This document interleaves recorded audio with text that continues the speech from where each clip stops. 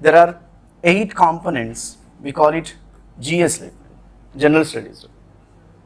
I'm talking about prelims component. One among them was history. Out of 8 components, when I say 8 components, we have, say, history, polity, geography, economy, current affairs, science and technology. Like we have list of components. If someone asks how many marks history is being allotted when it comes to prelims, I would say approximately 20 to 25, not more than that. I'm talking about prelims, right? Whether we're talking about UPSC prelims, whether we're talking about Group 1 prelims, APPSC, TSPSC, approximately 20 to 25 marks. From which areas? Need I tell you, from all areas, that is ancient, medieval and modern. So ancient Indian history, medieval Indian history and modern Indian history. Then how about mains? When it comes to prelims, 20 to 25 marks, keep aside, right? Because we were reading history as part of general studies, right? When it comes to mains, it's quite interesting to know history was given line share, let me tell you. When I say line share, 75 marks. I'm giving a very least preference. Let us not exaggerate. When I say 100, so people say, wow, 100 marks. Right? So I'm giving least marks, 75 marks. In simple, if you are good at one subject called history, you are going to get approximately 100 marks. I'm talking about only history, please. I'm not talking about other subjects like polity, geography and other subjects. 100 marks, approximately I'm talking about. Right? It may varies, maybe 90, depends upon paper setter, depends upon paper setter. Around 100 marks, 20 to 25 marks from prelims and around 75 marks from mains. Now, keeping aside say the share which was allotted to history by the so-called public service commissions, say TSPSC and APPSC, you can ask the question, why we shall read history? How many of you from non-history background? Please raise your hand. Non-history background, please. When I say non-history background, non-social background, let me put it in this way. Non-social background, like BTech, MTech, MBA, BSc kind of it. Fine. So you can have a question, why we shall read history, right? Why the subject called history was given enormous importance in competitive exams, right from UPSC to Group 4. Right? And even many of us had misconceptions when it comes to history. So history it's one of the boring subjects, right? Boring subjects, wars, battles, some ex-king has these many wives, these many children, right? So we have generally these perceptions. Let me tell you, when you maintain these perceptions, when you maintain these opinions, which means you are not understood history properly, or you are not convinced yourself when it comes to history. First, let us delete history. Let us not consider history kind of telephone dictionary, please. What do you get in telephone dictionary? What do you get in telephone dictionary? Fantastic numbers and names. Some Ramaya 98480, it goes right. Subbaya, it goes around right. This is not history, please. No doubt, it was history when some 4 decades, 5 decades ago, right? So UPSC and so-called public service commissions, they simply I won't say discarded, they started giving less importance to political history. Then which components were given importance? We have social components, economic components and cultural components. In simple, when I say history which carries around 100 marks in competitive exams, let us confine that is say Group 1 TSPSC, which means you shall concentrate on socio-economic and cultural aspects. Whether you are say preparing for Indian history, socio-economic and cultural aspects. And if you're from Telangana state, socio-economic and cultural aspects of Telangana region. If you belong to Andhra Pradesh, socio-economic and cultural prospects of Andhra Pradesh. And no doubt, we shall have the glance of political history. You need not to emphasize over political history. When we were preparing, somewhere 15 years back, yes, we used to read some king, king. He had vast territories, followed the policy of conquest, conducted or performed various rituals and sacrifices. One among them was Ashwamedha Yaga, say Rajasuya Yaga, whatnot. When? A decade of more than a decade ago. Now the trends have been changed. How society was, how society got evolved, what kind of social institutions, what is the criteria based on which particular society got classified, what was the position of women, what kind of position women were given in particular society, right? What kind of inhuman practices which are associated with Hindu women. When it comes to medieval India, what kind of evil practices which were associated with Muslim women, right? It's all about society, right? And what kind of social institutions we have. What does it mean by sati? Followed by say Devadasi system, Bhagela system, Veti system. We have a number of social institutions. What is the slavery system? Why slavery system induced by the so-called priestly class, selfish priestly class. So these are the areas to be concentrated. It's nothing but social history. Then how about economy? What kind of economic institutions? When I say economic institutions, that is the livelihood, subsistence, economic subsistence, how agriculture was, what kind of methods employed by respective people. You call Mauryans, you call it Guptans, you call it Sultans of Delhi, you call it Mughal Sultans. When it comes to Telangana history and culture, we have Kakatiyas, we have Shatavahanas, whatnot, right? What kind of methods? Did they say provide irrigation facilities? If yes, what kind of methods? And you can't imagine Telangana region today without tanks. The credit goes to Kakatiyas Limited. The Cherula Dwara, you are quite aware of Telugu, right? Or any non-Telugu? No, non-Telugu. Cherula Dwara, Vyavasayana Abhivrudhi Chesharu, Kakatiyulu, right? And even today, the government of Telangana state, what is the scheme? Fantastic, Mission Kakatiya, right? So, learning stuff from past, applying with present, your answer becomes what we call fantastic. In fact, we'll be going to discuss how we need to write answers, because group 1, try to understand, group 1 is nothing but writing skills. We'll be going to give many tips here and there. We may help you from prelims point of view, right? When I say we, maybe coaching institute, maybe a lecturer, maybe a guide, whatever you call it, right? Mentor, whatever you call it. As far as prelims is concerned, when it comes to mains, it's purely your writing skills. So start writing, start writing something.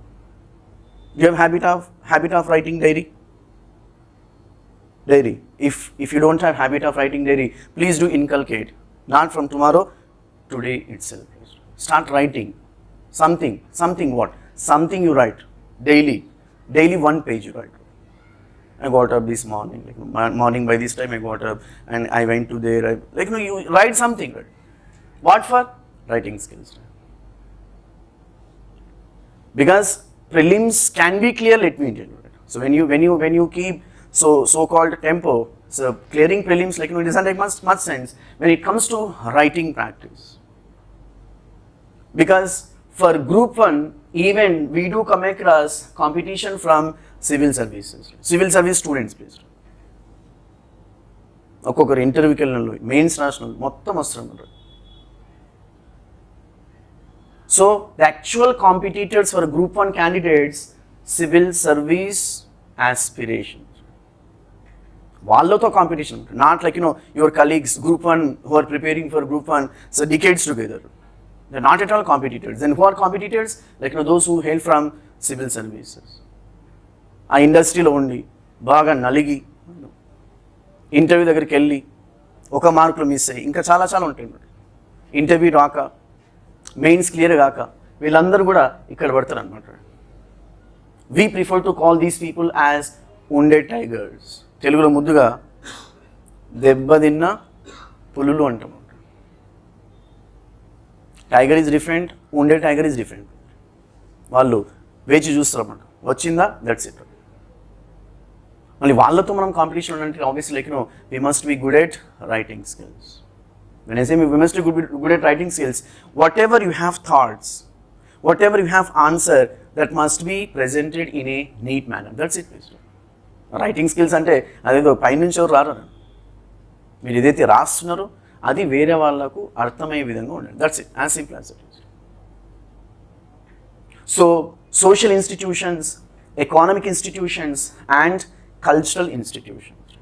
So when it comes to culture, we have three components like culture, that is literature, religion, art and architecture. Literature, and let me tell you, as far as literature is concerned, growth of literature, one of the patent questions of mains.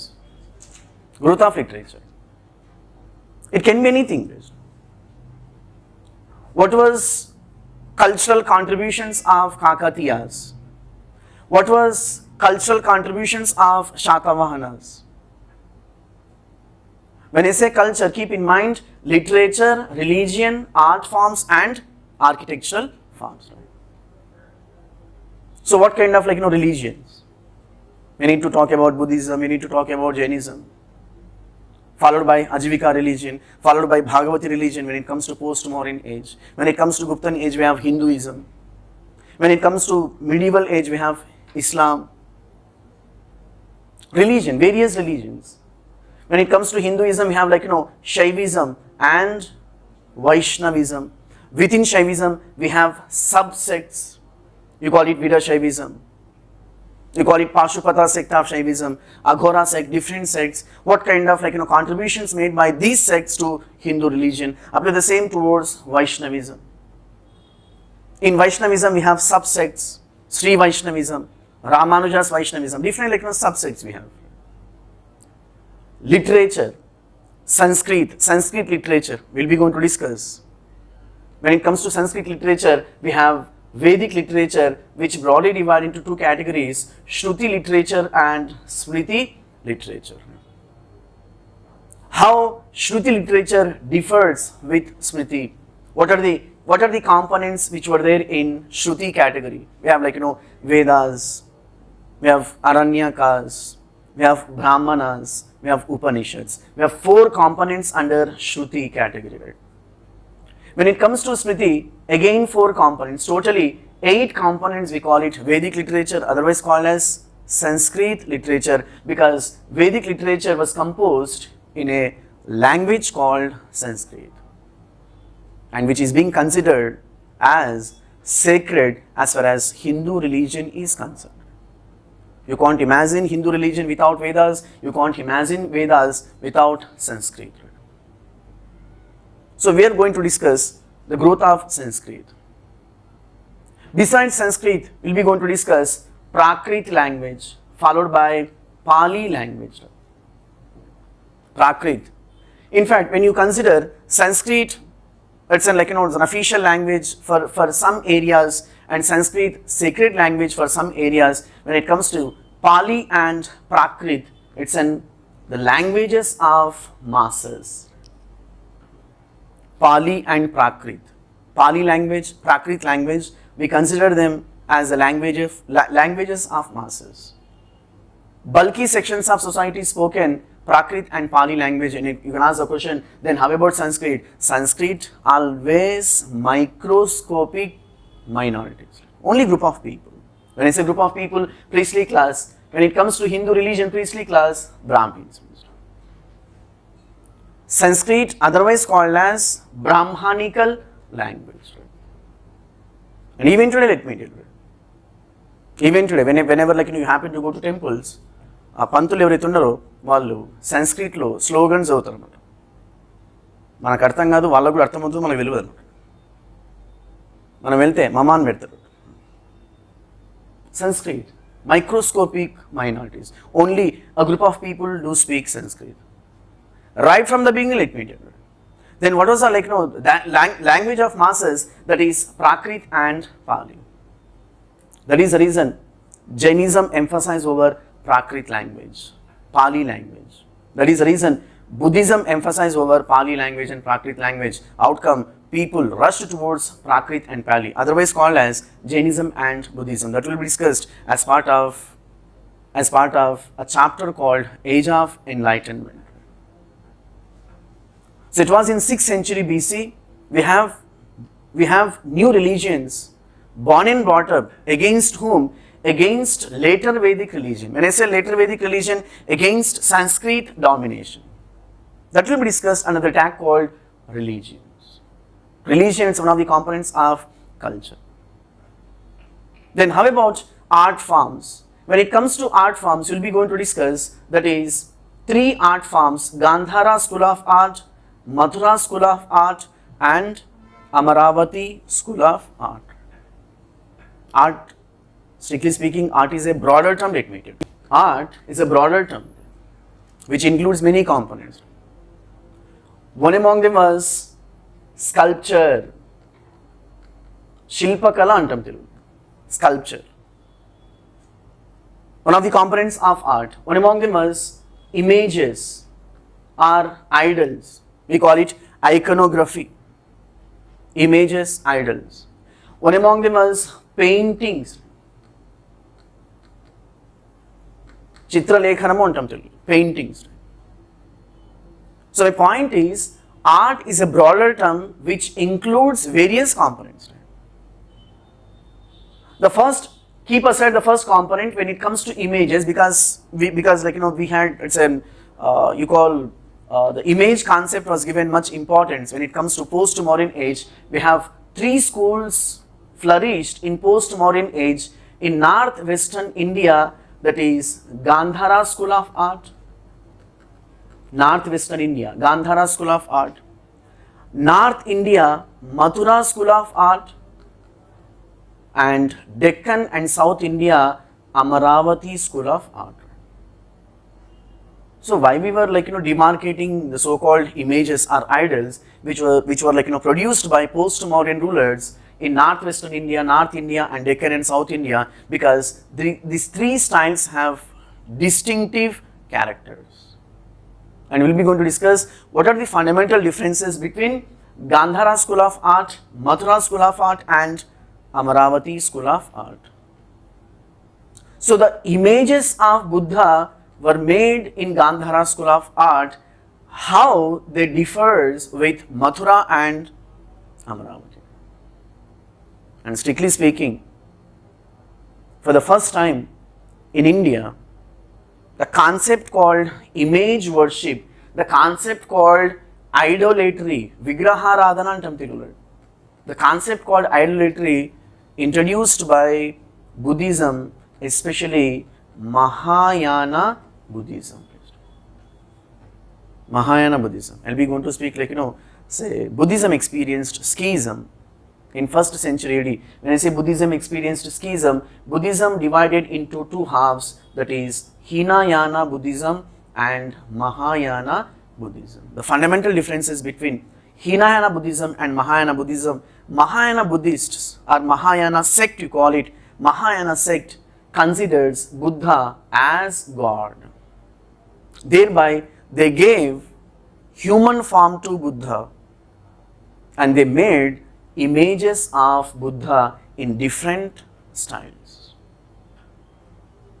భారతదేశంలో విగ్రహారాధన అనే కాన్సెప్ట్ని మొట్టమొదటిసారిగా ప్రవేశపెట్టినది వీళ్ళు అన్నమాట. And this particular element copied by Hinduism. And you can't imagine today Hinduism without idolatry. We'll be going to speak. Say Hinduism is nothing but it's a mixture of various elements. Right? Many scholars opine Hinduism is not a religion, but it's a way of life, let me tell you. We'll be going to discuss like what is this way of life and all that. Many fantastic elements from XYZ religions were copied and accommodated into Hinduism. The best example, idolatry concept belonged to Mahayana Buddhism, copied and kept in Hinduism. Now today we don't have Mahayana Buddhism, but we have Hinduism, and you can't imagine Hinduism without image worship. And you can't, అసలు అంటే దేవునికి ఒక ఆకారం ఇచ్చి పూజించడం ఎవరు introduce చేశారంటే వీళ్ళు ఇంట్రడ్యూస్ చేశారు. Image worship we call it. Idolatry, image worship. And the best example today, Hinduism, where we found 3.3 crore gods. If you have the habit of watching movies, Telugu cinema lo pedda pedda ela untundi. Mukkoti devatala సాక్షిగా అంటారు వీళ్ళే. ముక్కోటి దేవతల సాక్షిగా అని చాలా పెద్ద పెద్ద ఎలా ఉంటుంది. ఈ ముక్కోటి దేవతలు ఎవరంటే they belong to Hinduism. So how Hinduism got this bulky number we'll be going to discuss as part of regular classes. So Gandhara School of Art, Gandhara modern Pakistan, northwestern India then. When it comes to Mathura, modern UP, Uttar Pradesh. When it comes to Amravati, Guntur district of Andhra Pradesh. So besides art, we have architecture, let me tell you. When it comes to art forms, we have various components. Even sculpture, we have Shilpa Kala antam Telugu. We have paintings. When it comes to medieval Indian history and Buddhism, Jainism, we have much more paintings. As far as architecture is concerned, how we have three distinctive features when it comes to image worship or art forms. That's especially idolatry, Gandhara, Mathura, and Amravati. After the same towards architecture, we have three distinctive styles in temple architecture. Once again, North India, Deccan, and South India. The North Indian style, we call it Nagara, otherwise called as Shikhara. We'll be going to discuss what are the differences between Nagara and Vesara, that is Deccan style, Vesara style we call it. Whatever temples which we found in North India, Western India, Central India, Northeastern India, Eastern India, Bihar and Bengal today, Odisha, all these temples were built in a different style or distinctive style called Nagara style, otherwise called as Shikhara style. Then how about Deccan? The temples which are located in Deccan were built in Vesara style of architecture. When I say Deccan, modern, say half of Maharashtra, entire Telangana state, and 50% Karnataka, and few territories of Andhra Pradesh. We consider Deccan, let me tell you. And if you have the habit of watching the so-called IPL, Deccan charges. Deccan. So the temples which are located in Deccan, we call it Karnataka, say Telangana state and other areas, we have different style, a distinctive style called Vesara style of architecture. Then how about South India? That is Dravidian style. Dravidian style. So obviously we shall going to discuss, that is, what are the fundamental differences between North Indian style and South Indian style. Because when you go through previous question papers, maximum questions on cultural part, let me tell you. Obviously besides socio and economic aspects, we have cultural aspects. I repeat, whenever you come across culture, keep in mind, culture consists of three components: literature, art, say religion, art, and architecture. Even those who are preparing for civil services, we have separate component in UPSC, please. Indian culture. Indian culture. Even when you look at the syllabus of TSPSC, Telangana history and culture. Whenever you come across culture, three components: literature, religion, art forms, and architectural forms. So having an idea of political history, we are going to emphasize over socio-economic and cultural history. Fine. Now with this background, You can pose the question, why one should read history? Why one should read history? Or why history was given that much importance in all competitive exams? We have started our session with the same question. Reason being, your future administrators, I firmly believe, future administrators. When talking about future administrators, if an administrator who wants to get command over particular district, you call it, particular mandal, you call it, particular state, you call it. Now, administrator shall have the background of socio-economic and cultural aspects of the people. You call it IAS officer, you call it deputy collector, you call it MRO, whatever you call it. Right? He or she shall have the complete idea of society, of the region for which he was given charges, right? The economy and cultural aspects. So when you have the the background of these people or particular district, you're going to get command over the people. Because we are talking about public offices right from IAS to Group 4, which have always interaction with the people and who hail from different backgrounds, right? Different social backgrounds, different economic backgrounds, and different faiths, different cultural backgrounds. Maybe Muslims, maybe Christians, maybe Hindus, maybe different faiths, different cultures. So when you have an idea of these people, their socio-economic, cultural backgrounds, you can easily administer them. If an administrator who doesn't have an idea over socio-economic and cultural aspects of the people, let me tell you, he or she may get through competitive exams, or he and she may remain failure administrator. That is the reason the so-called public service commissions, they have introduced and they made history as one of the fundamental subjects. Strictly speaking, not Indian government, it's a British government. Please. You have to understand. British government. We used to call them ICS, Indian Civil Services, and today we call IAS.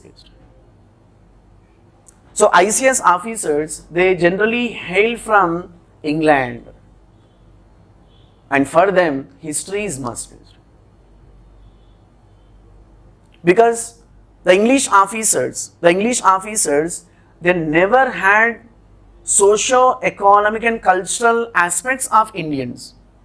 Thereby, they must read the socio-economic and cultural history of Indians so that they could mingle with the local people. Now, the same saga is being continued. This is the main reason, or one of the reasons we call it, why the so-called public service commissions, right from UPSC to local public service commission and local recruiting agencies, made history as one of the subjects and one of the compulsory subjects. And as far as Telangana state is concerned, as I was telling, in Telangana State Public Service Commission, TSPSC. As far as TSPSC is concerned, we have line share for history, especially regional history. Especially for regional history. When it comes to Indian history, as we referred in the previous slide, Indian history, 20 to 25 marks. Right? I'm talking about prelims point of view. When it comes to mains point of view, around 75 marks. Keep aside. Then how about regional history? When it comes to regional history, when I say regional history, that is Telangana history and culture. Besides Telangana history and culture, we have Telangana movement and state formation. How many marks? 200 marks. 200 marks. As I was telling, Even if you're good at only one subject called history, at least you get some service based. Only one subject called history. I'm not advising be good at history and remaining like don't know. I'm just emphasizing over significance of history when it comes to Telangana State Public Service Commission, including Group 2, let me tell you. TMSF, Telangana Movement and State Formation, 150 marks, right? Whereas Telangana History and Culture, 50 marks, right? 150 plus 50, 200. We are talking about Group 2, same marks, even Group 1 also, same marks. So whatever exam you prepare for, you shall keep in mind 3 elements. One is syllabus. Syllabus. You are preparing for Group 1. First, download the syllabus. Digest the syllabus. Read. By heart. Nothing is wrong. By heart the syllabus. You are preparing for Group 2. Same. By heart the syllabus. Preparing for civil services. By heart the syllabus. And I can answer the question like, why shall we by heart the syllabus when syllabus is in your mind while you are reading particular book, while you are reading particular newspaper, or while reading particular article, whatever magazine, our mind tells us, bhai sahab, this particular episode, what you are going to read, what you are reading, which is not mentioned in syllabus. The mind tells us, right? అంటే మెల్లగా గుర్తుంటాం బాబు నువ్వు అసలు అది వేరే stuff, అది మనకు అవసరం లేదని చెప్తున్నాడు. అలాంటప్పుడు you just discard these ones. Less luggage, more comfort. When it comes to competitive exams, you must be very economical, let me tell you. Right? When it's economical, what to read, what not to read. You're not here to do PhD in particular subject. Right? నాకు history అంటే interest ఉండొచ్చు, first service అన్నమాట, తర్వాత interest. నాకు economy అంటే చాలా interest ఉండొచ్చు, first service, తర్వాత ఇంట్రెస్ట్ అన్నమాట. అది ఎలా సాధ్యమవుతుందంటే when you have syllabus with you. When I say when you have syllabus with you, not carrying the copy of syllabus, please. Keep syllabus in mind. Right? You're reading say a topic in history. మీ mind చెప్తామంట బాబు ఈ topic మన సిలబస్లో ఉంది, కొట్టు, work on it. Right? Because the topic is meant for prelims, the topic is meant for mains. Right? You must work on it. Right? So concentrate or get command over what to read, what not to read. The second component of any exam which you are preparing for, go through previous year question papers. You are preparing for Group 1, get some some booklet, previous year question papers, prelims, at the same time mains. When you have syllabus in your mind, when you go through previous year question papers, it doesn't take much time while reading standard books, let me tell you. While reading standard books. Say for example, to make you understand, we have a topic called national movement, say in a textbook, we have 50 pages, say for understanding level, 50 pages.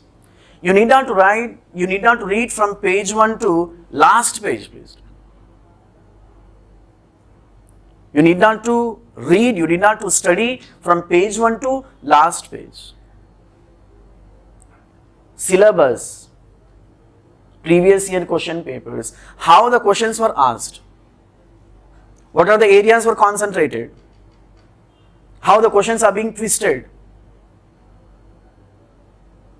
When you get to know, when you are syllabus with you, and when you go through previous year question papers.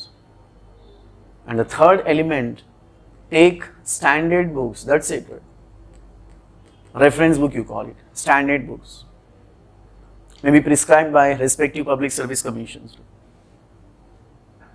Read them, digest them, take one standard book as of now, read them twice, thrice, analyze it, obviously with background of class knowledge, background of class notes, whatever you call it. Right?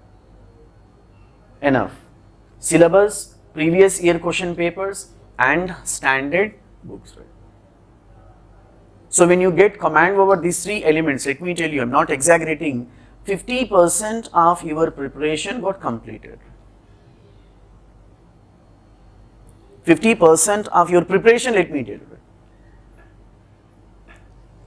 ఇది నేర్చుకోవడానికి, ఇది తెలుసుకోవడానికి కొంతమందికి పుష్కర కాలం పడుతుంది. Decade కావచ్చు, 5 years కావచ్చు, 2 years కావచ్చు, కొంతమందికి 1 year కావచ్చు, కొంతమందికి 6 months కావచ్చు, కొంతమందికి 1 month కావచ్చు. ఎవరైతే తొందరగా తెలుసుకుంటారో వాళ్ళు గెటిన్ వెళ్ళిపోతున్నారు. ఎవరైతే లేట్గా తెలుసుకుంటారో 30 years ఇండస్ట్రీ ఎక్కడ ఒక టైటిల్ వస్తుంది. So 50% syllabus, previous year question papers and standard books. And you can answer the question, then how about remaining 50%? Read. That's it. అంతేగాని అన్న ఆ బుక్ చెప్పాడు, చెల్లె ఈ బుక్ చెప్పింది, మా మామయ్య లాస్ట్ టైం గ్రూప్ 1 టాపర్, ఆయన ఈ బుక్ చదివాడు, ఆయన ఏదో కాంపిటీషన్ లేని కాలంలో కొట్టింటాడు. What you feel? Present trends. How you are going to understand present trends? When you go through previous question papers. So don't waste time. My point is don't waste time. And we have a number of books in markets. Go through standard books. Syllabus, previous year question papers, standard books. And as I was telling, since you're preparing for mains, obviously, prelims come mains, concentrate on writing skills. Start writing daily one script. First బూతులు వస్తాయి, ఏం కాదు, let it be. Respective teachers ఎవరుతున్నారు, respective lecturers ఎవరుతున్నారో వాళ్ళకు రాసి ఒక script రాసి ముఖాన్ని కొట్టినట్టు. ఎలాగంటే ఇరిటేషన్ రావాలంటే దండం పెడతాను, ఆపనని చెప్పాలి. ఇలాగైతే definitely we're going to get in. అంతేగాని ఆడేమనుకుంటాడు, సార్ ఏమనుకుంటాడు, let them go to the hell. You are here to learn the things based. Start writing skills. I am talking about mains. Let me tell you. And let me give one more, say the so-called the naked fact. Since you are preparing for Group 1 mains, the toughest competition prelims. Let me tell you. Once you get through prelims, let me tell you, you will be in final list. Because for prelims, as I was telling, toughest competition, Group 1 prelims. Everyone applies. When I say everyone, as I was telling, UPSC candidates, followed by Group 1 candidates, exclusively Group 1 candidates, followed by these candidates. వాళ్ళకి ఎందుకు sir apply చేస్తారు, right? వస్తే అచ్చా high, రాకపోతే ఔర్ అచ్చా high. That's it. Followed by teachers, this batch is very dangerous. మొత్తం ఇక్కడ పెట్టినాడు, పాఠాలు చెప్పాలి, కట్ చేస్తే ప్రిలిమ్స్ కాదు కదా, వాళ్ళ అమ్మమ్మ కూడా అయిపోతున్నాడు. And your fresh candidates are whatever, industry candidates. Right? Once you go through prelims, once you get through prelims, when it comes to mains, forget about these batch based. Right? Gone. అంటే వాళ్ళు prelims pass అవుతారు.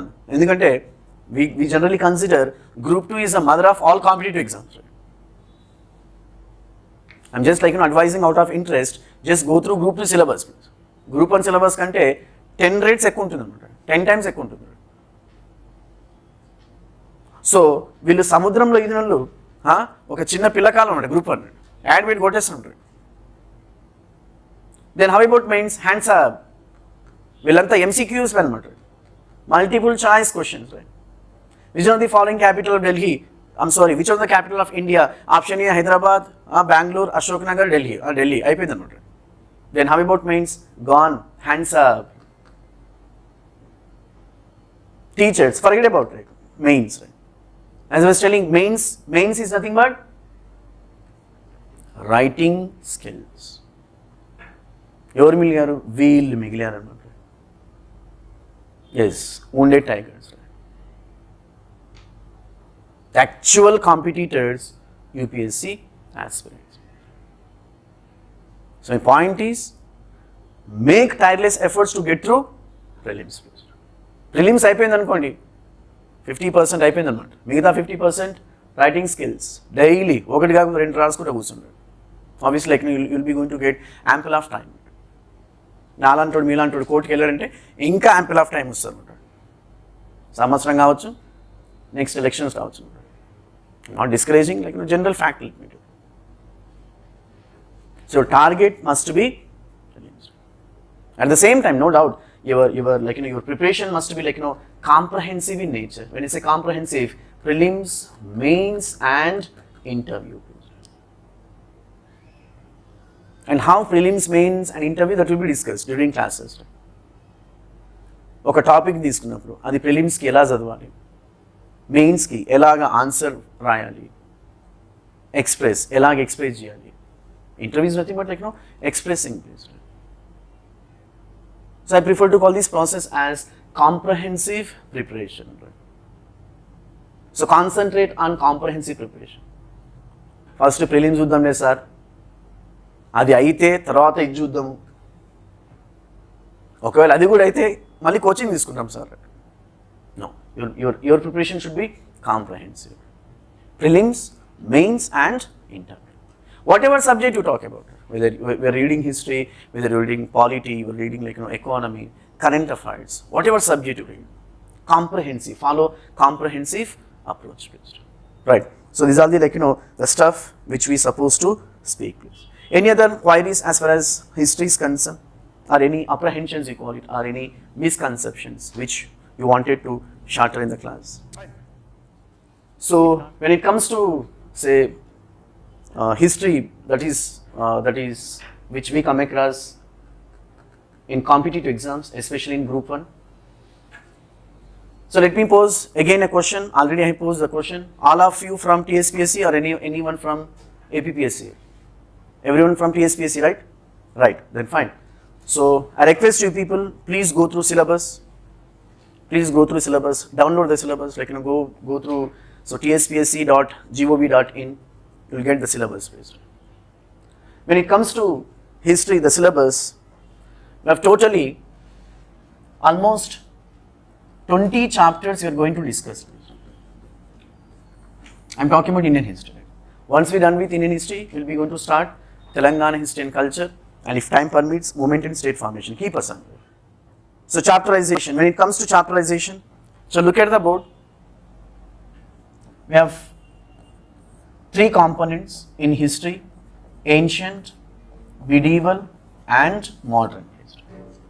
So having made efforts to understand the significance of history in competitive exams, the significance of history, why the respective public service commissions made as one of the compulsory subjects, that is like history, to understand socio-economic, cultural aspects of the people.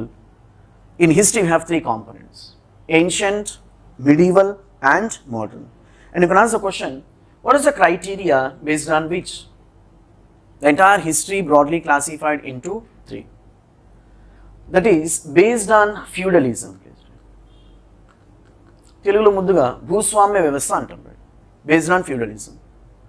Based on feudalism, history broadly divided into 3 ages. Right? Ancient age or ancient India, since we are talking about Indian history. Medieval age or medieval India. Modern age, modern India. Based on feudalism, entire history broadly divided into 3 categories: ancient, medieval, and modern. The ancient age, otherwise called as pre-feudal, try to understand that. Pre-feudal societies. And you can ask the question, so when exactly feudalism emerged? That will be discussed as part of medieval Indian history. You understand in this way, feudalism born and brought up in medieval ages, especially in early medieval age. Since there was no feudalism in ancient, thereby scholars prefer to call ancient India or ancient ages as pre-feudal societies. Then how about medieval India and medieval ages? Very simple, feudal societies. Pre-feudal societies ancient, Feudal societies, medieval, because it was medieval age which experienced feudal institutions, feudal elements. Then how about modern post feudal societies? Pre-feudal, feudal and post feudal. Pre-feudal societies, ancient societies are free from feudalism, feudal institutions. When it comes to medieval ages were dominated by feudal institutions. We will be going to discuss different technical terms we have when it comes to feudalism. Say, as part of medieval Indian history, and we are going to talk about Ikta system, we call it. Iktedar, Ikta system, Zagirdar system, Zagirdar, Zagir, land, Dar, head, Ikta, land, Dar, head. Persian terms based. Telugulo భూస్వామి అంటున్నాం. భూస్వామి, భూమి, స్వామి. Bhumi, land, Swami, head, owner. Zameen, Dar. These are the Persian terms, please. Ikta, Zagir, Zameen. Right? And different technical terms we have as far as Iktedar system are concerned, our feudal system is concerned. I'll be going to speak when it comes to Kakatiyas, when it comes to Vijayanagar. In Kakatiya, period, feudal system were called as Nayankar system. When it comes to Vijayanagar, Amara Nayankar system. I'm just introducing concepts. So whatever you were talking about, based on feudalism, we have different technical terms, right? Say Ikta system when it comes to Delhi Sultanate, Zagirdar system when it comes to Mughal Sultanate, and when it comes to English East India Company, Zamindari system. We will be going to discuss various land tenure reforms. Permanent settlement, otherwise called as Zamindari system, Raitwari system, Mahalwari system. So in simple, based on feudalism, the entire Indian history divided into 3 parts. And you can ask the question by whom Indian history divided into 3 parts? It's quite interesting to know, by Marxist historians or leftist historians, both are same place. Marxist historians, leftist historians. Now with this background, have subheading ancient. So what are the chapters we are going to discuss in subsequent classes under the tag called Ancient Indian History. Ancient Indian History. Strictly speaking, ancient Indian history we supposed to start from prehistoric cultures. Need not just listen, please. Our Indian history shall start with prehistoric cultures. I'll be going to speak very briefly, though the terms which are not included in Group 1 syllabus. That's what, when you go through syllabus, you do come across. In Group 1 syllabus, we have clear-cut mentioned Indian history starts from Indus Valley Civilization. And those who have have acquainted with the civil services, they might have studied prehistoric cultures. Obviously, we are not going to discuss prehistoric cultures, but we are going to discuss prehistoric cultures as part of regional history. Telangana Eastern culture, in syllabus we have prehistoric cultures, but we don't have prehistoric cultures, a topic called prehistoric cultures as part of Indian history. Fine. Right, on the first chapter, Indus Valley Civilization. Indus Valley Civilization. So in bracket, just to have an idea, in bracket you can write down 2500 BC to 1750 BC. 2500 BC to 1750 BC. Indus Valley Civilization. So just have the glance of Indus Valley Civilization, what are the components we are going to discuss under the tag called Indus Valley Civilization. So in this chapter, I'll be going to talk about what does it mean by culture, what does it mean by civilization, culture and civilization, and what are the differences between culture and civilization, how the cultural elements differs with civilization. In Telugu we call it Samskruti Nagarikata, we call it. Culture, Samskruti, civilization, Nagarikata. Now with this background, we'll be going to discuss, so what is this the tag called Indus Valley Civilization, and what were the titles of Indus Valley Civilization? The civilization otherwise called as Harappan civilization, the civilization otherwise called as Bronze Age civilization, the civilization otherwise called as proto-historic, different titles. We are going to discuss why these many titles, right? And once we are done with titles, I'll be going to talk about extent of Indus Valley civilization, otherwise called as boundaries. The northern boundary, southern boundary, eastern boundary, western boundary. Because when you go through previous question papers, match the following. Say north boundary, south boundary, east and west. On one hand, boundaries, on the other hand, locations.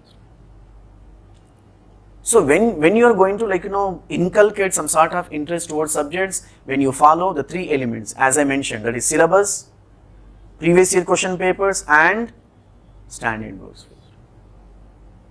అంటే ఒక chapter చదువుతున్నప్పుడు ఒక component తీసుకున్నప్పుడు మీకు అది మైండ్లోకి రావాలంటే yes it was a previous question, ఈ క్వశ్చన్ని ఇలా అడిగారు, ఇలా కూడా అడగొచ్చు, వేరే వాళ్ళు గైడ్ చేయాల్సిన అవసరం లేదు, అది వచ్చేస్తుంది అనమాట.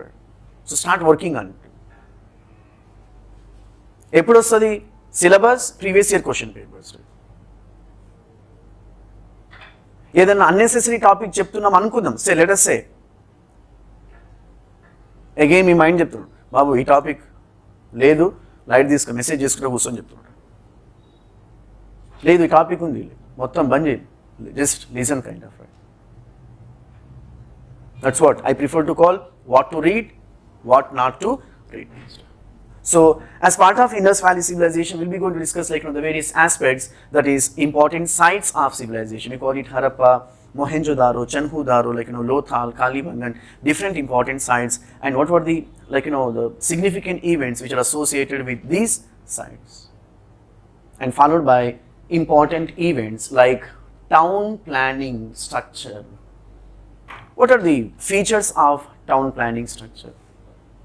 What are the elements followed, adopted, employed by Indus people, otherwise called as Harappans, in the construction of their towns and cities?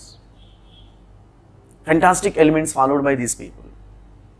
We have we have underground drainage system. This is modern concept, let me tell you. It was in 2500 years, right? They followed underground drainage system. హైదరాబాద్లో వర్షం వస్తే లోపల నుంచి పైన నుంచి పోతే అన్నమాట. It was not in the case of Indus valley civilisation. Just imagine what kind of engineering marvel these people had. Underground drainage system followed by the total say towns were classified into two, that is western towns and eastern towns. What were the significant aspects of those towns or those houses which are located on western side, and how the eastern towns or eastern structures differed with, right? And it's quite interesting to know Indus people followed modern techniques, please, right? What government of India prefers to call Swachh Bharat, right? Sanitary system. That's what I'll be going to speak. So now the previous questions of Group 1 mains, right? When you go through previous question papers, you do come across these kind of statements, please. Perhaps R.S. Sharma, RSS, R.S. Sharma, Ram Sharan Sharma. R.S. Sharma is one of the authoritative Indian historians and who had done extensive research on Indian history. The gentleman says, perhaps no other civilization was given much importance to, say, cleanliness and healthiness, Indus people, right? When I say cleanliness and healthiness, they even provided spittoons, let me tell you. Spittoons. Now we were breaking our heads to follow, instructing the respective governments, instructing the people to follow Swachh Bharat. Manam follow gam adi vere vishayam, keep aside. Town planning, what kind of town planning they had, right? Followed by society, that is social classification. What was the criteria based on which Indus society got classified? And obviously position of women. The Harappans gave what kind of position to their women? Sir John Marshall, one of the say English historians, come archaeologist, come geologist, and one of the English officers, Sir John Marshall says Indus society was matriarchal society. Matriarchal, Matru Swami Vyavastha antam Telugu. We'll be going to discuss what is the difference between matriarchal society and patriarchal society. And once we're done with social aspects, economic conditions of IVC, Indus Valley Civilization, agriculture, followed by industries, followed by trade and commerce. As far as trade and commerce is concerned, both the trades flourished, that is internal trade and external trade. When it comes to external trade, Indus people have had commercial relations with contemporary civilizations. We'll be going to discuss what are the contemporary civilizations. We have Mesopotamian civilization. When it comes to Iraq and Iran today, right? Central Asia you call them. Egyptian civilization, the civilization flourished in African continent. Chinese civilization. It was in third millennium BC. We have four contemporary civilizations. Indus Valley in India, China, African, we have Egyptian civilization, and Mesopotamian civilization in Central Asia. It's quite interesting to know, Indus people maintained commercial relations. When I say commercial relations, external relations, foreign relations. They maintained commercial relations with Mesopotamian civilization and Egyptian civilization, but not Chinese. వాళ్ళు అప్పటి నుంచి చెప్తున్నమాట Chinese వాళ్ళతో కొంచెం జాగ్రత్త అన్నమాట, మనమే వినలేదన్నమాట, cut చేసి పల్ల వీచుకున్నాడు రెండుసార్లు. ముందు చెప్పాలంటే ఇండో చైనీస్ వాళ్ళంటే. When there were four contemporary civilizations across the globe, Indus people never maintained commercial relations. Forget about commercial relations, nor they maintained cultural relations with Chinese people. They simply maintained commercial relations with Mesopotamians and Egyptians. And again, when you go through previous question papers, you do come across a question, foreign trade. The trade route was asked, let me tell you, we are going to discuss that. Trade route. So request everyone go through previous question papers. Previous question papers చూడడం వల్ల మీకు ఒక topic discuss చేస్తున్నప్పుడు ఇది ఇలా అడిగారు ఇలా చదవాలని వస్తుంది అన్నమాట. And no, don't depend on some XYZ people. How long you depend? కొన్నిసార్లు వాళ్ళకి తెలియదా, మీకేం చెప్తారు?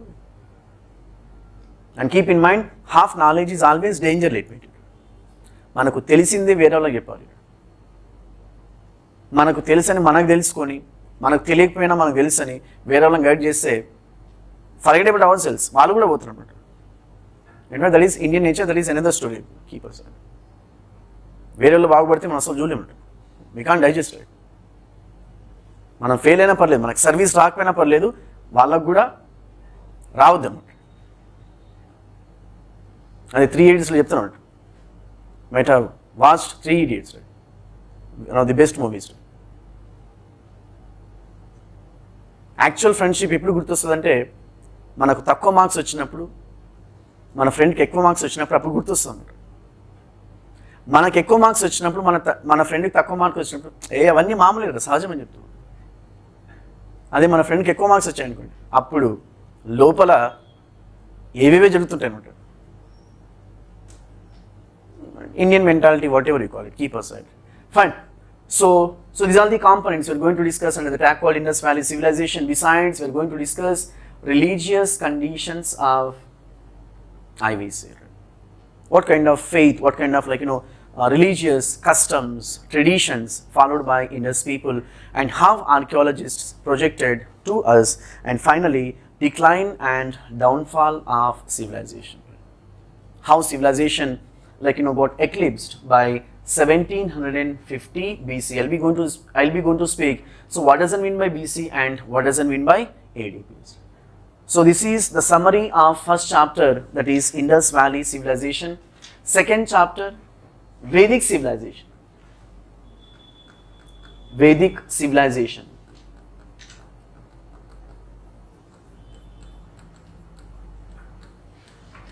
The span of Vedic civilization. 1500 BC to 600 BC. 1500 BC to 600 BC. As I was telling, I'll be going to explain what does it mean by BC. BC stands for, everyone knows, BC stands for before Christ. AD stands for Anno Domini. Like, how this classification has come, by whom this classification has made, that will be discussed. As far as Vedic civilization is concerned, otherwise called as Aryan civilization. So, look at the board. When it comes to ancient, what are the chapters, how many chapters, the summary of the respective chapters. Ante oka chapter ni chudangane manaku okay ee chapters lo ee components unnai, ee components valla manaki questions vachayi, ee components ila adugochu, adi ravalannamata. Then only you have complete command over subject list, right? Then only you're going to save your time, let me tell you. And I request everyone to get command over traditional subjects, let me tell you. What are the traditional subjects? The best example, history, please. No change. That's it. Followed by polity. In fact, a little bit changes, right? New articles. Right? Remaining same stuff. Followed by economy. Say 60% economy. Remaining 40% that has to be made amendments. Right? When it's amendments, you need to update yourself. Geography. Only 20% of geography you need to update, remaining same place. We call traditional subjects. Right? So ensure if a question comes from traditional subject, that shouldn't be go out of you. Right? Because you can't predict current affairs. It's an ocean. Right? It's an ocean. But they would say, we do confine syllabus, they would say, keep aside. We have another, science and technology, another ever ending, or we have a completely, say, dynamic subject list. So my point is, getting command over the so-called dynamic subjects, I won't say impossible, but it takes a lot of time. Right? Make sure traditional subjects. Right? అంటే ఈ traditional subjects నుంచి ఒక question కూడా బయటికి వెళ్ళకూడదు అనే ఒక థాట్తో, అంటే ఒక థాట్ ప్రాసెస్తో ప్రిపేర్ కావాలి. If you are good at only traditional subjects, which is very offensive statement, but still, if you are good at only traditional subjects, let me tell you, your prelims would be clear. Right? Provided ఒక question కూడా బయటికి వెళ్ళొద్దు అన్నట్టు, లేకపోతే మొత్తం దబిడిబిడి అవుతుంది, వేరే విషయం. So my point is traditional subjects. When you're talking about ancient lo ee chapters unnai, ee chapter lo ee components unnai. Right? So discussed first chapter Indus Valley Civilization, second chapter Vedic Civilization. The span of Vedic Civilization, say 1500 BC to 600 BC. For our own convenience, Vedic Civilization broadly divided into two categories, that is early Vedic period and later Vedic period. Right? Toli Veda Nagarikata, Mali Veda Nagarikata antam telugu. Early Vedic period and later Vedic period. So what were the developments which took place in early Vedic period? Early Vedic period, otherwise called as Rig Vedic period. I'll be going to speak Vedic literature, Shruti literature and Smriti literature. So what were the the components under the tag called early Vedic period? The span of early Vedic period 1500 BC to 1000 BC, how society was, what kind of economic activities, and how religion was. Right? So early Vedic economy, early Vedic society, early Vedic religion between 1500 BC to 1000 BC. So we're going to discuss all these components under the tag called early Vedic period, and we're going to have analysis what kind of changes which took place in later Vedic period. When I say what kind of changes which took place in later Vedic period, the same society. Because this is one of the previous questions of Group 1 mains, let me tell you. The fundamental differences between early Vedic period and later Vedic period. And again I'll be going to speak the differences and similarities between Indus Valley Civilization and Vedic Civilization. Again, previous question. I'm talking about mains question. In fact, I'll be going to give questions, right? And you'll be going to give some sort of material, right? So model answers kind of, what to write, what not to write, how to write kind of. Similarities and differences between Indus Valley Civilization and Vedic Civilization, we consider it's one of the patent questions. Besides, differences between early Vedic period, otherwise called as Rig Vedic period, and later Vedic period. We'll be going to discuss, having a glance of early Vedic society, what kind of changes took place in later Vedic society. To make you understand, it was a class-based society when it comes to, I'm talking about early Vedic period, it was a class-based society. When it comes to later Vedic period, caste-based society. So we shall understand what does it mean by class-based system and caste-based system, right? And how position of women in EVP and position of women in LVP. After the same towards economy. With the background of early Vedic economy, we are going to discuss what kind of changes which took place in later Vedic economy. And how these changes were responsible for religion. Where? In later Vedic religion. So when we understand the summary of the fundamental differences between early Vedic period, otherwise called as Rig Vedic period, and later Vedic period, early Vedic period, it was simple. Then how about later Vedic period, rigid, complex, whatnot. Whatever evil practices which are associated with Hindu society, Hindu religion today. So we are in 21st century, we are talking about all evil practices born and brought up here. LVP, later Vedic period. You call caste system. You call it giving social subordination to women. Treating women with as a kind of toy, you call it. Treating women by imposing all sorts of social disabilities. Slavery system. Sati system, whatnot, polygamy, whatnot. We have various, say, inhuman practices which were associated with later Vedic society. Fortunately or unfortunately, even today, they became they became part and parcel of Indian society, otherwise called as Hindu society. After the same towards religion, please. Today, you can't imagine Hindu religion without rituals and sacrifices. By whom rituals and sacrifices? Introduced by later Vedic Aryans. You can't imagine today Hindu religion without Brahmins, the domination of Brahmins. Why this? The credit goes to later Vedic Aryans. Later Vedic religion, otherwise called as Brahmanical religion, because the religion starts with Brahmins, ends with Brahmins. When I say the religion starts with Brahmins and ends with Brahmins, Abbai, Ammai puttindi anukondi, Pantul Rammani cheptaru. Babu ledanడి పోయారు అనుకోండి పంతులు రమ్మని చెప్తారు. The religion which starts with Brahmins ends with Brahmins. So nothing is wrong. It's calling Vedic religion or especially later Vedic religion as Brahmanical religion. After the same towards Hindu religion. You can also call Hindu religion as Brahmanical religion. So it's all about the second chapter, the summary of second chapter, Vedic civilization. And especially, we'll be going to discuss, it was later Vedic Aryans who used a metal called iron for the first time in and around 1000 BC. Early Vedic period, 1500 BC to 1000 BC. When it comes to later Vedic period, 1000 BC to 600 BC.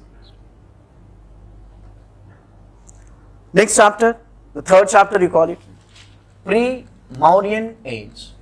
The span of Pre-Mauryan Age, 600 BC to 400 BC. 600 BC to 400 BC. Pre-Mauryan Age. So as far as Pre-Mauryan Age is concerned, we will be going to discuss two important components under the tag called Pre-Mauryan Age. One among them was religious conditions of Pre-Mauryan Age. religious conditions. Mata paristitulu antam telugu. Under the tag called religious conditions, I'll be going to talk about Jainism, Buddhism, Ajivika religion, Nyaya philosophy, Samkhya philosophy, whatnot. We have different philosophies. It was in 6th century BC, otherwise called as 600 BC, against later Vedic religion. Try to understand. Against later Vedic religion, which dominated the people between 1000 BC to 600 BC, against later Vedic religion, we have n number of alternative faiths have emerged. Alternative paths have emerged. One among them was Jainism. We'll be going to discuss Jainism, like Tirthankars. We have 24 Tirthankars, Parshvanath, Vardhaman Mahavir, the teachings of Parshvanath and teachings of Vardhaman Mahavir. And obviously, what kind of contributions made by Jains, like our Jain teachers or Tirthankars to Indian culture. That is evergreen topic. Followed by Buddhism, Siddhartha Gautama, otherwise called as Gautama Buddha. And these gentlemen also came up with certain principles. We call them doctrines. You call Chatvani Arya Satyas, you call it like Ashtanga Marga. And different like the principles and different what we call paths are otherwise called as alternative path. When I say alternative path, according to Vedic religion or later Vedic religion, if you want to get moksha, just have an idea. If you want to get moksha, that is like salvation. Moksha is a Sanskrit term, the English version is salvation. If anyone who wants to get moksha, not anyone, like if especially Dvijas, I'll be going to speak what does it mean by Dvijas and all. If a Dvija wants to get salvation, he must perform 16 types of rituals and sacrifices. Only he, not she. Why not she? That will be discussed. Just have an idea, please. Then how about Buddhism? Buddhism says, if you want to get moksha, when I say if you want to get moksha according to Buddhism, everyone, irrespective of your caste, irrespective of gender, whatever, right? If you want to get moksha, have middle path, Madhya Marga, what Buddha preferred to call. Madhya Marga. Because everyone desires salvation, that is moksha. Right? Then how about Jainism? Jainism says if you want to get moksha, perform Sallekhana, please. That will be discussed. Right? So according to Vedic religion, 16 types of rituals and sacrifices to be performed to attain moksha. Buddhism says Madhya Marga, Jainism says Sallekhana. And we have different religions, like we have Ajivika religion, we have Nyaya philosophy, Samkhya philosophy, different philosophies. And it is not to exaggerate to say, against later Vedic religion, 1000 BC to 600 BC, against later Vedic religion, we did come across 64 philosophies. 64 philosophies, out of which Buddhism was most popular philosophy. And one of the patent questions of mains, out of all philosophies, why Buddhism has given enormous importance? Because there are many advantages which are associated with Buddhism. When I say many advantages associated with Buddhism, there are many disadvantages which are associated with other philosophies. That will be discussed. In fact, in some texts you also come across Pre-Mauryan Age, otherwise called as the age of enlightenment. Gnanodaya Yugamu antam Telugulo Mudigaru. The age of enlightenment. So, which scholars got enlightened, that will be discussed. So now the components of Pre-Mauryan Age, religious conditions, Jainism, Buddhism. Even one of the patent questions we do remember, or we do generally explain, what are the factors for the rise of Jainism and Buddhism in 6th century BC. Right? Even this is one of the patent questions of UPSC General Studies mains let me tell. క్రీస్తు పూర్వం 6వ శతాబ్దంలో జైన బౌద్ధ మతాల ఆవిర్భావానికి గల కారణాలు. Factors for the rise of Jainism and Buddhism in 6th century BC. So once we done with religious conditions, we'll be going to discuss the second component, political conditions, రాజకీయ పరిస్థితులు. First component of Pre-Mauryan Age, religious conditions. Second component of Pre-Mauryan Age, political conditions. That is, under the tag called political conditions, we will be going to discuss the age of Mahajanapadas. Mahajanapadas. And you also call them Shodasha Mahajanapadas. Shodasha Mahajanapadas. It's a Sanskrit term. Sho, 6, Dasha, 10. 16 larger kingdoms. Sho Dasha, 16 larger kingdoms. Shodasha Mahajanapadas. Out of 16 larger kingdoms, one kingdom called Magadha emerged as an empire. Out of 16 kingdoms that will be discussed, which flourished throughout Indian subcontinent, we'll be going to give the list of the respective kingdoms. The kingdoms which were flourished in North India for about 10 kingdoms, North India, Western India, Central India, for about 2 kingdoms in North Western India, what do we call today, Afghanistan and Pakistan, and the only one kingdom which is located in Deccan and South India, that is Asmaka, we call it, otherwise called as Asaka. The credit goes to Telangana state. The only kingdom of the age of Shodasha Mahajanapadas located in Deccan and South India, Asmaka or Asaka, the mountain location, Nizamabad district of Telangana state. I need not to tell you, it becomes now the patent questions of TSPSC. Because when it comes to TSPSC, they are supposed to concentrate on regional events. As simple as it is. So how or what are the factors which favored for the rise of Magadhan Empire? And what are the important dynasties which ruled over Magadhan Empire? We have various dynasties. We have Haryanka dynasty, followed by Nanda dynasty, Mauryan dynasty, Shunga dynasty. We have different dynasties we have. Both for prelims point of view and mains point of view. So when it comes to mains point of view, religious conditions, factors for the rise of Jainism and Buddhism, how Buddhism differed with contemporary religions, thereby how did Buddhism gain momentum? It's all the mains questions. When it comes to political conditions, explain the factors favored for the rise of Magadhan Empire. When you're talking about there are 16 kingdoms, what are the advantages which are associated with Magadhan kingdom? Thereby Magadhan kingdom assume the color and character called empire. Kingdom, Rajyamu, empire, Samrajyamu. To make you understand, assume this big circle is an empire, circle within the circle, kingdoms. So when I say 16 kingdoms, we have 16 kingdoms. And all these kingdoms accepted the power of empire, that is Magadhan Empire. Obviously, it had various advantages, ambitious rulers, followed by geographical advantages, different advantages Magadhan had. Since Magadhan had different advantages, thereby it emerged as an empire. Pre-Mauryan Age. Another chapter, Mauryan Age. Mauryan Age.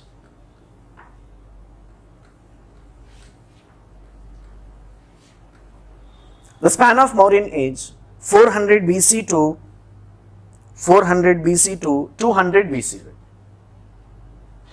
400 BC to 200 BC. Pre-Mauryan Age, 600 BC to 400 BC. Mauryan Age, 400 BC to 200 BC. Post-Mauryan Age, 200 BC to 300 AD, that will be discussed. Then how about Mauryan Age? Need not to tell you, at least one question we do get, I am talking about from mains point of view. At least one question we do get from Mauryan Age. When I say one question, obviously the credit goes to Mauryan Ashoka. Mauryan Ashoka. Explain his concept of Dhamma, explain what kind of measures taken by Ashoka to maintain peace and tranquility, that will be discussed. So as far as Mauryan age is concerned, we'll be going to discuss sources. What are the sources to understand, like, the history of Mauryans, the various events which are associated with Mauryans. We have literary sources, archaeological sources. We have Kautilya, we have Megasthenes, we have different scholars, you call them. Once we're done with sources, I'll be going to talk about the political history of Mauryans very briefly, please. As I was telling, we're not going to concentrate much on political history. Just having the background of political history, we're going to emphasize over socio-economic and cultural aspects. When it comes to political history, we have CGM, that is Chandra Gupta Maurya. So even in history, we have, like, pet names. How SRK stands for Shah Rukh Khan, CGM stands for Chandragupta Maurya. MBT stands for Muhammad bin Tughlaq.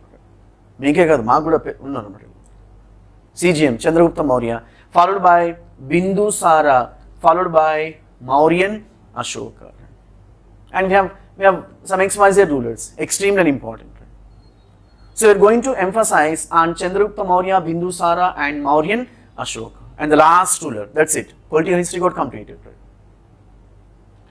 And when it comes to Mauryan Ashoka, we are going to spend, like, time on Mauryan Ashoka because previous question. And especially Kalinga war with Kalinga we call it, 261 BC. After War of Kalinga, which fought in the year 261 BC, like, the gentleman converted to Buddhism. So in which circumstances he did profess Buddhism, that will be discussed. Having converted to Buddhism, he took various measures to propagate Buddhism.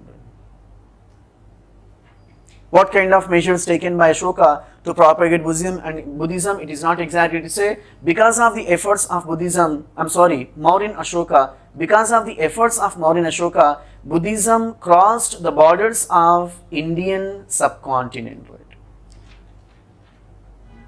Buddhism crossed the borders of Indian subcontinent. When I say Buddhism crossed the borders of Indian subcontinent, it was Mauryan Ashoka who constituted officers, what for? To propagate Buddhism. Because he was a Buddhist ruler. బౌద్ధాన్ని ప్రచారం చేయడం కోసం ఆయన సపరేట్గా ఆఫీసర్స్ని appoint చేయడం జరిగింది. In this context, you shall understand, because of the efforts of Mauryan Ashoka, Buddhism entered Sri Lanka. And today Buddhism, one of the major religions in Sri Lanka, let me tell you. Buddhism entered in Southeast Asian countries. We have Malaysia, Singapore, like, Cambodia. We have different countries which are located in this belt. Mauryan Ashoka. And it was Mauryan Ashoka who lived in different, what we call, cultures, and it was Mauryan Ashoka who lived in highly heterogeneous society. Thereby he came up with a fantastic concept called Dhamma. Dhamma is a Prakrit term. The English version say righteousness, the Sanskrit version Dharma. Ashoka's Dhamma. What are the elements which are associated with Ashoka Dhamma? That will be discussed because it was a previous question. Followed by, very briefly, administration. Central government, provincial government, revenue, military, judiciary.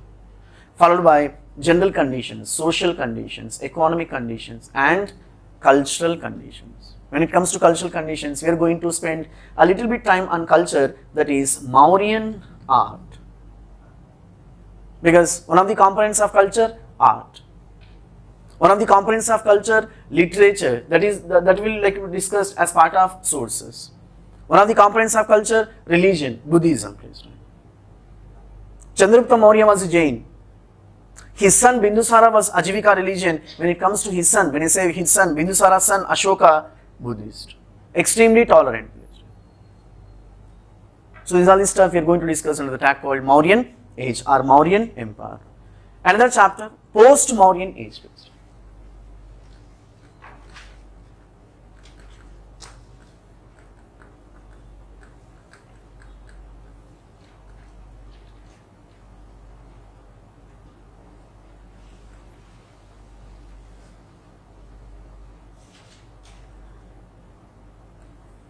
The span of post-Mauryan age,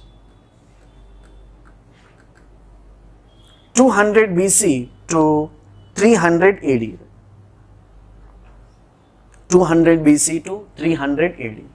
In simple, the history of 500 years we are going to discuss under the tag called Post-Mauryan Age. 200 BC to 300 AD. So as far as Post-Mauryan Age is concerned, for the first time, Indian subcontinent experienced foreign invasions. Foreign invasions. Videshi Dalayatlu antam Telugu. In fact, as far as political history is concerned, the entire political history revolves around two components. Try to understand. I am talking about the summary of political history. Entire Indian history, you call it, say, ancient political history, medieval political history, modern, whatever political history you talk about, entire political history revolves around two components. One among them was political unity and political disunity. Political unity and political disunity. To make you understand, Pre-Mauryan Age is known for political disunity. Try to understand. Pre-Mauryan Age. When I say Pre-Mauryan Age known for political disunity, the best example, 16 kingdoms. 16 kingdoms are nothing but disunity. Few kingdoms in North India, few kingdoms in Western India, Northwestern India, Deccan, South India, whatnot. It's nothing but disunity. Then how about unity? The credit goes to Mauryans. For the first time, the entire Indian subcontinent, brought under the control of Mauryans. Our Magadhan Empire ruled by Mauryan dynasty. భారతదేశంలో మొట్టమొదటి రాజవంశము రాజకీయ అనైక్యత సాధించిందని చెప్తుంటారు మౌర్యుల వంశం. It was Mauryans, you call Chandragupta Maurya, you call Bindusara, you call Ashoka. All these rulers or warmongers or territorial hungers, they brought unity. How? By getting command over other territories. Political unity. Anaikyata, aikyata. Disunity, unity. Now we were talking about Post-Mauryan Age, which is known for political disunity. Post-Mauryan Age. So why Post-Mauryan Age known for disunity? When we understand the political map of Post-Mauryan Age, in northwestern India, we have many foreign dynasties that will be discussed, right? Many foreign dynasties. To make you understand, we have Indo-Greeks, Shakas, Bactrians, Kushans, what not? We have many foreign tribes who dominated, the tribes dominated northwestern India. How long? 500 years. Between 200 BC to 300 AD. Then how about North India? North India was dominated by local dynasties, that is Shungas, Kanvas, Gana, Rajas. Shungas, Kanvas and Gana Rajas. Then how about Eastern India? We have a small dynasty called Kalingas. Then how about Western India? Deccan, that is Shatavahanas, to which your Balaibabu belong to. Gautami Putra, Shatavahanas. Followed by South India, we have Cholas, Pandyas and Cheras. Cholas of northern Tamil Nadu, Pandyas of southern Tamil Nadu, Cheras of Malabar coast. It's nothing but political disunity. Northwestern India, North India, Eastern India, Deccan and South India. So keeping aside the political disunity, one of the significant aspects of Post-Mauryan Age, golden economy we call it. Post-Mauryan economy, otherwise called as golden economy, reason being balance of trade was in favor of Post-Mauryan India. So why balance of trade was in favor of Post-Mauryan India, that will be discussed. Thereby, historians branded Post-Mauryan economy as golden economy. And it is not exaggerate to say, no economy in the history of India branded as golden economy but Post-Mauryan economy. That will be discussed. And besides the significance that is Post-Mauryan economy as golden economy, we have one more aspect. 3 different distinctive styles flourished as we referred, that is Gandhara style in North India, Gandhara style in northwestern India, Mathura style in North India and Amaravati style in Deccan. So having the glance of political history, we are going to emphasize over post-Mauryan economy, why the economy was called as golden economy, and what kind of contributions made by post-Mauryan rulers to whom? To Indian culture, especially art. Gandhara School of Art, Mathura School of Art, and Amravati School of Art. So one more chapter, Guptan Age or Guptan Empire, both are same age. The Guptans ruled Indian subcontinent from 300, approximately it is, from 300 AD to 550 AD. From 300 AD to 550 AD. Right? The age of Guptas. In fact, whatever strategies we followed for Mauryans, the same strategies we are going to follow for Guptans, that is political history. We have, like the important rulers, we have Sri Gupta, Ghatotkacha Gupta, Chandragupta the first, Samudragupta, Chandragupta the second. When it comes to Chandragupta the second, I'll be going to talk about his contributions, that is Nava Ratnas. Chandragupta the second patronized 9 scholars. In fact, tradition says 9 scholars, they are called as Navaratnas. And what kind of contributions made by these 9 scholars who lived in the court of Chandragupta the second. Because when you're talking about 9 scholars, they might have written books. It's nothing but literature. Literature is one of the components of culture. Followed by Samudragupta, it's one of the important rulers. It was under Samudragupta we have what do we call political unity, please. As I was telling, political history revolves around 2 components, unity and disunity. First, disunity, that is pre-Mauryan age, the age of Mahajanapadas. Followed by political unity, the credit goes to Mauryans. Followed by disunity, the credit goes to post-Mauryans, like northwestern India, North India, East, Deccan and South. Then how about next? Political unity, that is Guptans. Especially the credit goes to Samudra Gupta and was popularly called as Indian Napoleon. So now the previous questions of prelims. Why he was called as Indian Napoleon? What kind of what kind of military achievements made by Samudragupta, that will be discussed in an inscription called Allahabad inscription, which was inscribed by his own commander-in-chief by name Harisena. Unity, disunity. So once we done with political history, again we'll be going to discuss administration, various administrative aspects, followed by society, economy and culture. In fact, society, economy and culture, we generally use the term called general conditions. General conditions. So whenever you come across the term called general conditions, keep in mind you need to concentrate on 3 aspects: society, economy and culture. Social conditions, economic conditions and cultural conditions.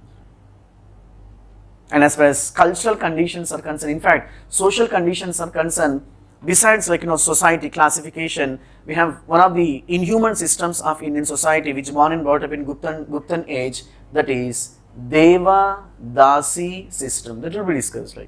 So why Deva-Dasi system born and brought up in Guptan age? What are the circumstances prevailed for the rise of Deva-Dasi system in Guptan society? As far as culture is concerned, I will be going to talk about the rise of Hinduism in Guptan age. As we referred, Hinduism is not a religion but it's a way of life. Hinduism is a mixture of various elements. The question is, what are the elements became part and parcel of Hinduism and by whom these elements were inserted? And we will also going to discuss one of the, that is schism in Hinduism. Schism, S-C-H-I-S-M, schism we call it. If a split occurs in a religion, we call it schism. In Hinduism, we have 2 sects, that is Shaivism and Vaishnavism. And as far as Vaishnavism is concerned, I will be going to speak, that is Dashavataram, 10 incarnations of Lord Vishnu. Again, previous question, arrange them into chronological order. 4 incarnations were given in prelims. In fact, few might have known the 10 incarnations of Lord Vishnu. And it was Guptans.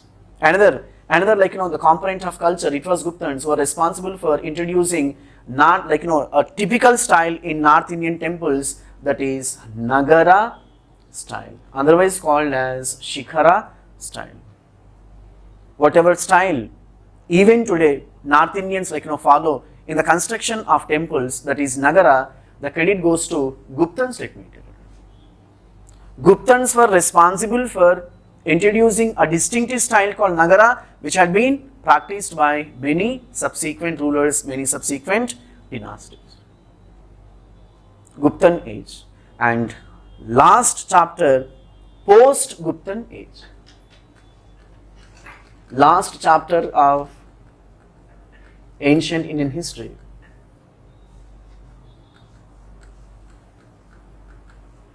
Last chapter of ancient Indian history, post-Guptan Age. That is, the span of post-Guptan Age, 500 BC to 750 BC. 500 BC to 550 BC. What's that? What's the age of Guptans? 380 to 550 AD. When it comes to post-Guptans, 550 AD to 750 AD, please. 550 AD to 750 AD. Or mid-6th century you call it, and mid-8th century, that's it. Mid-6th century AD, mid-8th century AD, post-Guptan Age. Once again, when it comes to post-Guptan Age, which is known for political disunity, please. Post-Guptan Age, political disunity, right? Political disunity. Why political disunity? Because Guptan Age experienced political unity. After the decline of Guptan Age, after the decline and downfall of Guptan Age, there was no ruler who could dominate affairs of politics. Outcome, the emergence of small kingdoms. Emergence of small kingdoms. In North India, we have half a dozen kingdoms. Right? We are not going to discuss all these kingdoms. One or two kingdoms we are going to discuss, one or two dynasties we are going to discuss. One among them was a dynasty called Pushyabhuti dynasty, to which your Harshavardhana belonged to. Pushyabhuti dynasty, Harshavardhana, and especially his cultural contributions to Hindu religion and his cultural contributions to Buddhism. Then how about Deccan? We have a regional dynasty called Badami Chalukyan dynasty. Chalukyan dynasty, since their headquarters was Badami, historians use a term called Badami Chalukyans. Why they were called as Badami Chalukyans, I will be going to speak. Please. So how Pushyabhuti dynasty rendered services to Hindu culture, Badami Chalukyan dynasty also rendered services to Hindu culture, especially they built temples in a typical style called Vesara style. Nagara style was a result of Guptans. Vesara style was a result of Badami Chalukyans. Badami, modern it comes in Bhagalkot district of Karnataka state. Badami, Vatapi, Patrakal, all these territories comes in, say, Bhagalkot district, which comes in Karnataka state. So what kind of cultural contributions made by Badami Chalukyans? Obviously, we will be going to have a brief political history. Especially Badami Chalukyans, they were known for rock-cut cave temples. Rock-cut cave temples. And one of the important components for prelims exam. Rock-cut cave temples. In fact, as far as temples are concerned, we have two types: rock-cut cave temples and structural temples. That will be discussed. What are the fundamental differences between rock-cut cave temples and structural temples? And finally, when it comes to South India in post-Guptan age dominated by a regional dynasty called Pallavas, whose capital was Kanchi. Kanchipuram, whatever you call it, Tamil Nadu. And we have various rulers. We have Simha Vishnu, Narasimha Varman, say Mahendra Varman, Nandi Varman, different rulers we have. Badami Chalukyans were responsible for introducing a typical style in Hindu temple architecture, that is Vesara. When it comes to Pallavas, Dravidian style. I need not to tell you, Pallavas also followed rock-cut cave structural temples, rock-cut cave temples and structural temples. Like these rock-cut cave temples built by Pallavas located at Mahabalipuram, whereas structural temples also built by Pallavas in a typical style called Dravidian style located at Kanchipuram, Mahabalipuram and other areas. So it's all about ancient Indian history, right from Indus Valley Civilization to post-Guptan Age, totally 7 chapters. When it comes to UPSC, like we generally say 8 chapters. Since Group 1, the first chapter of ancient Indian history, that is prehistoric age, is not included, thereby 7 chapters. Fine. So have small subheading, that is reference based. Reference books we call it. So what are the books to be referred? 3 NCRTs. That is Ancient India by R.S. Sharma, Medieval India, Satish Chandra, and Modern India, Bipin Chandra. 3 NCRTs, preferably old NCRTs. 3 NCRTs, plus 1, plus 2, which are like meant for plus 1, plus 2 students. A little bit tough knowledge, you call it, little bit tough knowledge. Besides, go for Telugu Academy based. Telugu Academy books. I am talking for Indian history based. Telugu Academy books, that is BA first year, BA first year, BA second year.